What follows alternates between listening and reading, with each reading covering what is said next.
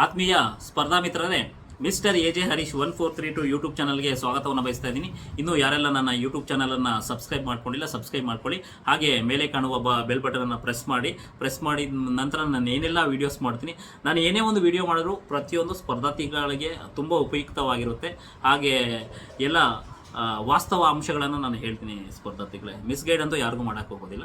ಕೆಲವೊಬ್ರು ಹೇಳ್ತಿರ್ತಾರೆ, ಸರ್ ನೀವು ಯೂಸ್ಗೋಸ್ಕರ ವೀಡಿಯೋ ಮಾಡ್ತೀರಾ, ಮತ್ತು ನೋಟಿಫಿಕೇಷನ್ ಬಗ್ಗೆ ಯಾಕೆ ಹೇಳ್ತೀರಾ, ಹಂಗೆ ಹಿಂಗೆ ಕಮೆಂಟ್ಸ್ ಮಾಡ್ತಾರೆ, ಅದ್ರ ಬಗ್ಗೆ ತಲೆ ಕೆಡಿಸ್ಕೊಳ್ಳೋದಿಲ್ಲ. ಬಟ್ ಇವತ್ತೇನಪ್ಪ ವಿಷಯ ಅಂದರೆ 371J ಯಾವೆಲ್ಲ ಮಾನದಂಡಗಳ ಒಳಪಟ್ಟಿರ್ತಾರೆ ಅಂತ ಕೆಲವೊಂದು HK ಭಾಗದ ವಿದ್ಯಾರ್ಥಿಗಳು ಸ್ಪರ್ಧಾರ್ಥಿಗಳು ನನಗೆ ಕರೆ ಮಾಡಿದರು. ಆ ಕಾರಣದಿಂದ ಈ ವಿಡಿಯೋ ಮಾಡ್ತಾ ಇದ್ದೀನಿ ಸ್ಪರ್ಧಾರ್ಥಿಗಳೇ. ಏನಪ್ಪ ಇವತ್ತು 371J ಯಾವ ರೀತಿ ಅಪ್ಲಿಕೇಬಲ್ ಆಗುತ್ತೆ ಅಂದರೆ ನಿಮ್ಗೆ ಗೊತ್ತಿರಬೇಕು ಸ್ಪರ್ಧಾರ್ಥಿಗಳೇ. ಈಗಾಗಲೇ ಇಂಡಿಯನ್ ಕಾನ್ಸ್ಟಿಟ್ಯೂಷನಲ್ಲಿ 371 ಬಗ್ಗೆ ಓದ್ಕೊಂಡಿರ್ತೀರ.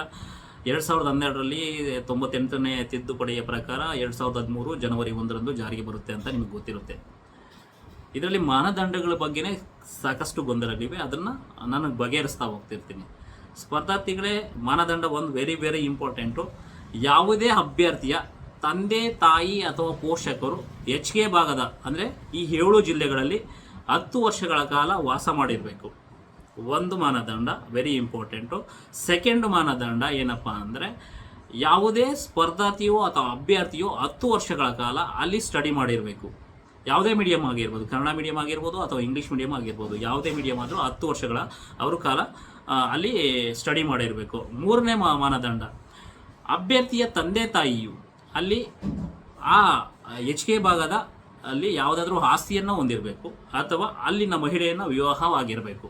ಮೂರನೇ ಮಾನದಂಡ. ನಾಲ್ಕನೇ ಮಾನದಂಡ ಏನಪ್ಪ ಅಂದರೆ ವೆರಿ ಇಂಪಾರ್ಟೆಂಟು. ಇಲ್ಲಿ ನೀವು ಸ್ವಲ್ಪ ಕಿವಿಯ ಕೊಟ್ಟು ಕೇಳಿ ಅಂತ ಹೇಳ್ತಾ ಇದ್ದೀನಿ. ಈಗ HK ಭಾಗದ ಸ್ಪರ್ಧಾರ್ಥಿಯಾದ ಒಂದು ಹೆಣ್ಣು ಮಗಳು ಮೈಸೂರು ಭಾಗದ ಹುಡುಗನನ್ನು ಮದುವೆ ಆಗಿರ್ತಾಳೆ, ಅಥವಾ ಬೆಂಗಳೂರು ಭಾಗದ ಹುಡುಗನನ್ನು ಮದುವೆ ಆಗಿರ್ತಾಳೆ, ಅಥವಾ ಕೋಲಾರ ಭಾಗದ ಹುಡುಗನನ್ನು ಮದುವೆ ಆಗಿರ್ತಾಳೆ ಅಂತ ತಿಳ್ಕೊಳ್ಳಿ. ಆಗ ಸ್ಪರ್ಧಾರ್ಥಿಗಳಿಗೆ ಏನಂದರೆ ಡೌಟ್ಸು, ಸರ್ ನಾವು ಈಗ HK ಭಾಗದಿಂದ ನಾನ್ HK ಭಾಗಕ್ಕೆ ಬಂದಿರ್ತೀವಿ, ಈಗ ನಮ್ಗೆ ಅಪ್ಲಿಕೇಬಲ್ ಆಗುತ್ತೆ ಅಂದರೆ ಖಂಡಿತವಾಗ್ಲೂ ನೀವು 100% ಇದಕ್ಕೆ ಎಲಿಜಿಬಿಲಿಟಿ ಇರ್ತೀರ. ನೀವು HK ಭಾಗದ ಒಂದು ಸರ್ಟಿಫಿಕೇಟ್ ಆಗಿ HK ಭಾಗದ್ದು ನೀವು ಒಂದು ಫೆಸಿಲಿಟಿಯನ್ನು ಪಡ್ಕೊಳ್ಬಹುದು. ಓಕೆನಾ? ಯಾವುದೇ ಒಂದು ನೋಟಿಫಿಕೇಷನಲ್ಲಿ ಇರಲಿ.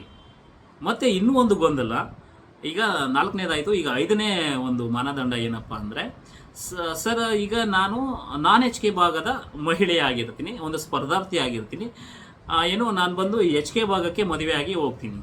ಈಗ ನಾನು ಅಪ್ಲಿಕೇಬಲ್ ಆಗ್ತೀನಾ ಅಂದರೆ ಖಂಡಿತವಾಗ್ಲೂ ನೀವು ಅಪ್ಲಿಕೇಬಲ್ ಆಗ್ತೀರಾ. ಕೆಲವೊಂದು ಮಾನದಂಡಗಳನ್ನು ಆಧರಿಸಿ ನೀವು ಅಪ್ಲಿಕೇಬಲ್ ಆಗ್ತೀರಾ ಸ್ಪರ್ಧಾರ್ಥಿಗಳೇ. ಗೊಂದಲ ಬೇಡ, ಕ್ಲಿಯರಾಗಿ ಹೇಳಿದ್ದೀನಿ.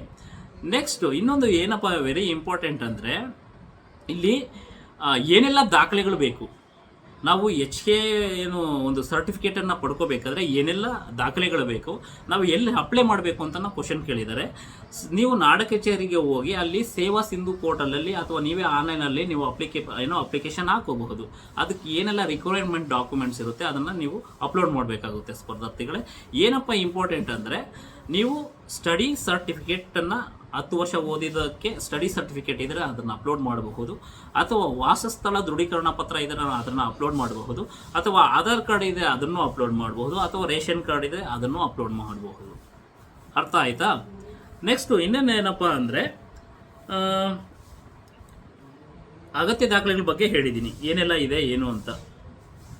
ಇನ್ನೇನಾದರೂ ಡೌಟ್ ಇದ್ದರೆ ನನ್ನ ನಂಬರು ಡಿಸ್ಪ್ಲೇ ಆಗ್ತಾ ಇರುತ್ತೆ ಮೇಲೆ. ಏನೇ ನಿಮಗೆ ಕ್ವೈರೀಸ್ ಇದ್ದರೆ ಅದನ್ನು ನನ್ನ ಡಿಸ್ಪ್ಲೇ ಆಗ್ತಾ ಇರುತ್ತೆ. ಡಿಸ್ಪ್ಲೇ ಆಗಿ ನೀವು ಖಂಡಿತವಾಗ್ಲೂ ಕ್ಲಾರಿಟಿ ತೊಗೋಬಹುದು. ಇಲ್ಲಿ ಗೊಂದಲ ಇದ್ದಿದ್ದು ಮಹಿಳೆಯರಿಗೆ. ಈಗ HK ಭಾಗದ ರೀಜನ್ನ ಮಹಿಳಾ ಅಭ್ಯರ್ಥಿಗಳು ನಾನ್ HK ಭಾಗದ ಹುಡುಗರನ್ನು ಮದುವೆ ಆಗಿದರೆ ಇದು ಅಪ್ಲಿಕೇಬಲ್ ಆಗುತ್ತೆ ಅಂದರೆ ಖಂಡಿತವಾಗ್ಲೂ ಅಪ್ಲಿಕೇಬಲ್ ಆಗುತ್ತೆ. ಆದರೆ ನಾನ್ HK ಭಾಗದ ಮಹಿಳೆಯ ಸ್ಪರ್ಧಾರ್ಥಿಗಳು HK ಭಾಗದ ವಿದ್ಯಾರ್ಥಿಗಳನ್ನು ಮದುವೆ ಆದರೆ ಕೆಲವೊಂದು ಮಾನದಂಡಗಳನ್ನು ಆಧರಿಸಿ ಸರ್ಕಾರ ಏನು ಡಿಸಿಷನ್ ತಗೊಳ್ಳುತ್ತೋ ಅದ್ರ ಮೇಲೆ ಅಪ್ಲಿಕೇಬಲ್ ಆಗುತ್ತೆ. ಅರ್ಥ ಆಯ್ತಾ?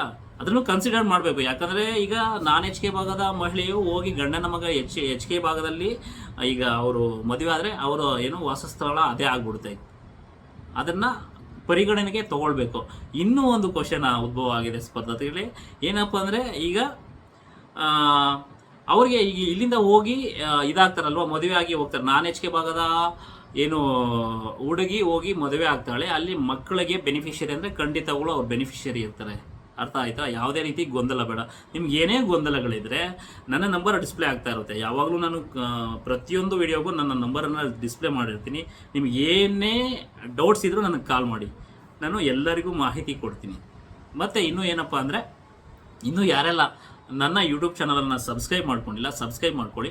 ಹಾಗೆ ಈ ವಿಡಿಯೋವನ್ನು ಸಾಕಷ್ಟು ವಿದ್ಯಾರ್ಥಿಗಳಿಗೆ ಶೇರ್ ಮಾಡಿ, ಯಾಕಂದರೆ ಅವ್ರಿಗೂ ಗೊತ್ತಿಲ್ಲ, ಅವರು ಕ್ಲಾರಿಟಿ ತೊಗೊಳ್ಳಿ, ವಿಡಿಯೋವನ್ನು ನೋಡಲಿ, ಅವ್ರಿಗೂ ಗೊತ್ತಾಗುತ್ತೆ ಏನೆಲ್ಲ ಮಾನದಂಡಗಳಿವೆ, ಅದ್ರ ಬಗ್ಗೆ ಅವ್ರಿಗೂ ಕ್ಲಾರಿಟಿ ಸಿಗಲಿ. ಮತ್ತು ಮುಂದಿನ ವಿಡಿಯೋದಲ್ಲಿ ಇನ್ನೊಂದು ವಿಷಯವನ್ನು ತೊಗೊಬರ್ತೀನಿ. ಕೆಲವೊಂದು ಸಂದರ್ಭದಲ್ಲಿ ಅಂದರೆ ಒಬ್ಬ ವಿದ್ಯಾರ್ಥಿ ಕಾಲ್ ಮಾಡಿದರು, ಈಗ ಆರ್ಮಿ ರ್ಯಾಲಿಗೆ ಹೋಗಿದ್ರಂತೆ, ಅಲ್ಲಿ ಏನು ಫಿಸಿಕಲ್ ಟೆಸ್ಟಿಗೆ ಹೋಗಿದ್ರು. ಸರ್ ನಂದು 10th ಮತ್ತು PUC ಮಾರ್ಕ್ಸ್ ಕಾರ್ಡ್ ಕಳೆದೋಗಿದೆ, ಇದಕ್ಕೆ ಯಾವ ರೀತಿ ತೊಗೋಬೇಕು ಅಂತ ನನಗೆ ಕರೆ ಮಾಡಿದರು. ಅದ್ರ ಬಗ್ಗೆ ನೆಕ್ಸ್ಟ್ ವಿಡಿಯೋದಲ್ಲಿ ಮಾಡ್ತೀನಿ. ಏನೆಲ್ಲ ಪ್ರೊಸೀಜರ್ ಇರುತ್ತೆ, ಯಾವ ರೀತಿ ಪ್ರೊಸೀಜರ್ ಇರುತ್ತೆ, ಯಾವ ರೀತಿ ನೀವು ಅಪ್ಲೈ ಮಾಡಬೇಕು ಅನ್ನೋದ್ರ ಬಗ್ಗೆನೂ ಮಾಹಿತಿ ಕೊಡ್ತೀನಿ. ಮತ್ತು ಇನ್ನೂ ಒಂದು ಸ್ಪರ್ಧಾರ್ಥಿಗಳೇ, ನಿಮಗೆ ಏನು ಶಾಂತಪ್ಪ ಕುರ್ಬರು ನನಗೆ ನನ್ನ ಈ ಕ್ಲಾಸಸ್ ಆಲ್ರೆಡಿ ಹಿಸ್ಟ್ರಿ ಕ್ಲಾಸಸ್ಸನ್ನು ಸ್ಟಾರ್ಟ್ ಮಾಡಿ, ಅಂದರೆ ಲೈಕ್ ಡಿಟೋ ಏನಿದೆ ನನ್ನ ಪುಸ್ತಕದಲ್ಲಿ ಎಲ್ಲ ಇನ್ಫಾರ್ಮೇಷನ್ ತುಂಬ ಚೆನ್ನಾಗಿದೆ ಅಂತ ಅವರು ಈ ಸರಿ KS ಇಂಟರ್ವ್ಯೂ ಆಗ್ತಾ ಇದೆಯಲ್ಲ, ಅದರಲ್ಲೂ ಅವ್ರ ಲಿಸ್ಟಲ್ಲಿದ್ದಾರೆ. ಮತ್ತು UPSC 644 ರ್ಯಾಂಕು ತೊಗೊಂಡಿದ್ರು. ಅವರು ನನ್ನ ಪುಸ್ತಕವನ್ನು ಎಲ್ಲ ವಿದ್ಯಾರ್ಥಿಗಳಿಗೂ ನಾನು ಏನು ಬರೆದಿದ್ದೀನೋ ಯಥಾಸ್ಥಿತಿ ಅದನ್ನು ಟೀಚ್ ಮಾಡ್ತಾ ಇದೆ. ನನಗೆ ತುಂಬ ಖುಷಿ ಆಗ್ತಾ ಇದೆ, ಯಾಕಂದರೆ ಅಂಥ ಒಬ್ಬ UPSC ಆಸ್ಪಿರೆಂಟ್ ನನ್ನ ಪುಸ್ತಕವನ್ನು ತೊಗೊಂಡು ನನಗೆ ಕರೆ ಮಾಡಿದರು, ಸರ್ ನಾಳೆಯಿಂದ ನಿಮ್ಮದು ಜಿಯೋಗ್ರಫಿ ಪುಸ್ತಕ ತೊಗೊಂಡು ನಾನು ಕ್ಲಾಸ್ ಮಾಡ್ತೀನಿ ಅಂತ. ಇಲ್ಲ ಸರ್, ನನಗೆ ಯಾವುದೇ ರೀತಿ ತೊಂದರೆ ಇಲ್ಲ, ವಿಷಯ ಎಲ್ಲರಿಗೂ ಮುಟ್ಟಬೇಕು ಅಂತ ನಾನು ಅವರಿಗೆ ಇಂಟಿಮೇಟ್ ಮಾಡಿದ್ದೀನಿ. ಇನ್ನೂ ಯಾರೆಲ್ಲ ಪುಸ್ತಕವನ್ನು ಪರ್ಚೇಸ್ ಮಾಡಲಿಲ್ಲ, ನಿಜ ಹೇಳ್ತಾ ಇದ್ದೀನಿ ಸ್ಪರ್ಧಾರ್ಥಿಗಳೇ, ನನಗಂತೂ ಪ್ರೌಡ್ ಫೀಲ್ ಆಗ್ತಾ ಇದೆ. ನಾನು ಯಾವುದೇ ಪ್ರಮೋಷನ್ ಇಲ್ಲ, ಯಾವುದು ಮಾಡ್ತಾ ಇಲ್ಲ. ನೀವು ನೋಡಿದ್ರಿ ಸ್ಟಾರ್ಟಿಂಗಲ್ಲಿ ನಾನು ಎಷ್ಟು ಬಾರಿ ಒಂದು 5-6 ವಿಡಿಯೋ ಮಾಡಿದ್ದೀನಿ ನನ್ನ ಪುಸ್ತಕದ ಬಗ್ಗೆ, ಏನೋ ಪ್ರಮೋಷನ್ ಅಂತ. ಯಾಕಂದರೆ ಸ್ಪರ್ಧಾರ್ಥಿಗಳಿಗೆ ಎಲ್ಲ ರೀಚ್ ಆಗಬೇಕಾಗಿತ್ತು, ಬಟ್ ಈಗ ಒಂದು ಹಂತಕ್ಕೆ ರೀಚ್ ಆಗಿದೆ. ಯಾಕಂದರೆ ಡೈಲಿ ನನಗೆ ಕರೆ ಬರ್ತಾ ಇರುತ್ತೆ, ಕರೆ ಬಂದು ಸರ್ ತುಂಬ ಎಕ್ಸಲೆಂಟ್ ಪುಸ್ತಕಗಳು ಮಾಡಿದ್ದೀರಾ, ತುಂಬ ಧನ್ಯವಾದಗಳು ತಿಳಿಸ್ತದೆ. ನಾನು ನಿಮಗೆ ಯಾವಾಗಲೂ ಧನ್ಯವಾದಗಳನ್ನು ತಿಳಿಸ್ತೀನಿ ಸ್ಪರ್ಧಾರ್ಥಿಗಳೇ. ಇನ್ನು ಯಾರೆಲ್ಲ ಬೈ ಮಾಡಿದ್ದೀರ, ನಾನು ಇವಾಗಲೂ ಪದೇ ಪದೇ ಹೇಳ್ತಾ ಇದ್ದೀನಿ, ನನ್ನ ಪುಸ್ತಕ ಬೈ ಮಾಡಿ ಅಂತ ಹೇಳ್ತಿಲ್ಲ. ನೀವು ಹೋಗಿ ಒಂದು ಸರಿ ಶಾಪ್ಗೆ ವಿಸಿಟ್ ಕೊಟ್ಟು, ನಿಮಗೆ ಈಗೆಲ್ಲ ಇಂದಿನ ಪುಸ್ತಕಗಳೇನಿದೆಯಲ್ಲ, ಡಾಕ್ಟರ್ ರಂಗನಾಥ್ ಆಗಿರ್ಬೋದು, ಇನ್ನೂ ಸಾಕಷ್ಟು ಆಥರ್ಸ್ ಇದ್ದಾರೆ, ನಾನು ಅವರನ್ನು ಬ್ಲೇಮ್ ಮಾಡ್ತಾ ಇಲ್ಲ. ನಿಮಗೆ ಯಾವ ಪುಸ್ತಕ ಇಷ್ಟ ಆಗುತ್ತೋ ಅದನ್ನು ತೊಗೊಂಡು ಸ್ಟಡಿ ಮಾಡಿ. ಯಾಕಂದರೆ ಒಳ್ಳೆಯ ಪುಸ್ತಕವನ್ನು ಬೆಳೆಸಬೇಕಾಗಿರೋದು ಸ್ಪರ್ಧಾರ್ಥಿಗಳಿಗೂ, ಮತ್ತು ಒಳ್ಳೆಯ ಪುಸ್ತಕವನ್ನು ಪ್ರಮೋಟ್ ಮಾಡಬೇಕಾಗಿರೋದು ಒಬ್ಬ ಲೇಖಕರ ಕರ್ತವ್ಯನೂ ಆಗಿರುತ್ತೆ.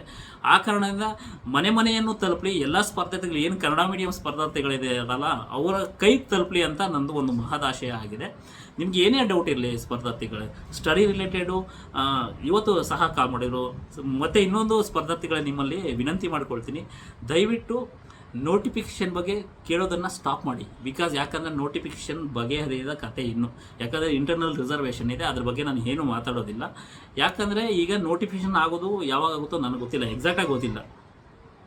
ನೀವು ಅದ್ರ ಬಗ್ಗೆ ಕೇಳೋದು ಬಿಡಿ, ಬಟ್ ಬೇರೆ ವಿಷಯದ ಬಗ್ಗೆ ಏನಾದರೂ ಚರ್ಚೆ ಮಾಡೋಂಗಿದ್ರೆ ಕಾಲ್ ಮಾಡಿ. ನೋಟಿಫಿಕೇಷನ್ ಯಾವಾಗ ಸರ್ VAO ಆಗುತ್ತಾ, ಸರ್ ಅಸಿಸ್ಟೆಂಟ್ ಪ್ರೊಫೆಸರ್ ಆಗುತ್ತಾ, ಆಗುತ್ತೆ, ಯಾವಾಗ ಆಗುತ್ತೋ ನನಗಂತೂ ಗೊತ್ತಿಲ್ಲಪ್ಪ. ಆ ಕಾರಣದಿಂದ ದಯವಿಟ್ಟು ಹೇಳ್ತಾ ಇದ್ದೀನಿ, ಯಾವುದೇ ಕಾರಣಕ್ಕೂ ನೋಟಿಫಿಕೇಷನ್ ಬಗ್ಗೆ ನೀವು ಗೊಂದಲವನ್ನು ಬಿಟ್ಟು ಏನಪ್ಪ ಮಾಡ್ತೀರಾ ಅಂದರೆ ಸ್ಟಡೀಸ್ ಬಗ್ಗೆ ಫೋಕಸ್ ಮಾಡಿ. ಏನೇ ಡೌಟ್ ಇದ್ದರೂ ಯಾವುದೇ ಟೈಮಲ್ಲಿ ಕಾಲ್ ಮಾಡಿ, ಅವ್ರಿಗೆ ರೆಸ್ಪಾನ್ಸ್ ಮಾಡ್ತೀನಿ. ನೀವು ಮೆಸೇಜ್ ಮಾಡೋದು ನಾನೇ ರಿಪ್ಲೈ ಮಾಡ್ತೀನಿ, ಅಥವಾ ನಾನೇ ಕಾಲ್ ಮಾಡ್ತೀನಿ. ಇಷ್ಟು ಹೇಳ್ತಾ ಇದ್ದೀನಿ. ಮತ್ತು ಏನಾದರೂ ನಿಮಗೇನಾದರೂ ಕ್ವೈರೀಸ್ ಬೇಕಿದ್ರೆ, ಸರ್ ಯಾವುದೇ ವಿಷಯದ ಬಗ್ಗೆ ನನಗೆ ವಿಡಿಯೋ ಮಾಡಿ ಸರ್, ಎಲ್ಲರಿಗೂ ವಿಷಯ ಮುಟ್ಲಿ ಅಂದರೆ ಖಂಡಿತವಾಗ್ಲೂ ನಾನು ಆ ವಿಷಯದ ಬಗ್ಗೆ ಟಾಪಿಕ್ ತೊಗೊಂಡು ಮಾತಾಡ್ತೀನಿ. ನನಗೆ ಯಾಕಂದರೆ ತುಂಬ ಖುಷಿ ಆಗ್ತಾಯಿದೆ. ಮತ್ತು ಕೆಲವರು ವ್ಯೂಸು ಅಂತ ಹೇಳ್ತಾರೆ, ನನಗೆ ಯಾವುದು ವ್ಯೂಸ್ ಬೇಡಪ್ಪ, ಓಕೆನಾ, ನೀವೇ ಇಟ್ಕೊಳ್ಳಿ ವ್ಯೂಸ್ ಅಂದರೆ ಎಷ್ಟು ಗೊತ್ತಾ, ಲಾಕ್ಸ್ ಟುಗೆದರ್ ಆದರೆ ಅದು ವ್ಯೂಸು. ನಂದು ಎಲ್ಲೋ ಒಂದು 500, 600, ಒಂದು 2000, 3000 ವ್ಯೂಸ್ ಆಗುತ್ತಪ್ಪ. ನನಗೇನು ವ್ಯೂಸ್ ಏನೂ ಬೇಕಾಗಿಲ್ಲ, ಇದರಿಂದ ಯಾವುದು ಇನ್ಕಮ್ ಸೋರ್ಸಸ್ಸು ಜನ್ರೇಟ್ ಆಗ್ತಾಯಿಲ್ಲ. ನಾನು ಇಲ್ಲಿ ವಿಡಿಯೋ ಮಾಡೋ ಬದಲು ನಾನು ಬೇರೆ ಕಡೆನೂ ಮಾಡಿದ್ರೆ ನಮ್ಮ ಪ್ರೊಫೆಷನ್ಗೆ ಕೊಟ್ಟರೆ ಎಷ್ಟು ಉತ್ತಮ ಆಗುತ್ತೆ. ಬಟ್ ಏನಪ್ಪ ಅಂದರೆ, ನಾನು ಆಸ್ಪಿರೆಂಟ್ ಆಗಿ ಬಂದಿದ್ದು, ಈಗೆಲ್ಲ ನಾನು ಮಾಹಿತಿ ಕೊಡ್ತಾ ಇರೋದು ನನಗೊಂಥರ ಖುಷಿ ಆಗ್ತಾ ಇದೆ. ನಾನು ಆಸ್ಪಿರೆಂಟ್ ಆಗಿದ್ದೀನಿ, ನಾನೇನು ನಿಮಗೇನು ಕಾಂಪಿಟೇಟರ್ ಅಲ್ಲ. ಯಾಕಂದರೆ ನಾನು ಈಗ ಫೋಕಸನ್ನು ಜುಡಿಷಿಯರಿಗೆ ಮಾಡ್ತಾ ಇದ್ದೀನಿ, ಜುಡಿಷಿಯರಿಯನ್ನು ತುಂಬ ಸೀರಿಯಸ್ ಆಗಿ ತೊಗೊಳ್ತಾ ಇದ್ದೀನಿ. ಆ ಕಾರಣದಿಂದ ನನ್ನ ಕಡೆಯಿಂದ ಏನು ಮಾಹಿತಿ ತಿಳಿದಿರುತ್ತೋ ಅಡ್ವೊಕೇಟ್ ಆಗಿ ಏನು ಮಾಹಿತಿ ಕೊಡಬೇಕು, ಇಲ್ಲಿ ನಾನು ಅಡ್ವೊಕೇಟ್ ಅಂತ ಹೇಳ್ಕೊಳ್ತಿಲ್ಲ, ನಾನು ಸ್ಟೂಡೆಂಟ್ ಆಗಿ ನನಗೆ ತಿಳಿದಿರೋ ಇನ್ಫಾರ್ಮೇಷನ್ನ ನಿಮಗೆ ಶೇರ್ ಮಾಡ್ತಾ ಇದ್ದೀನಿ.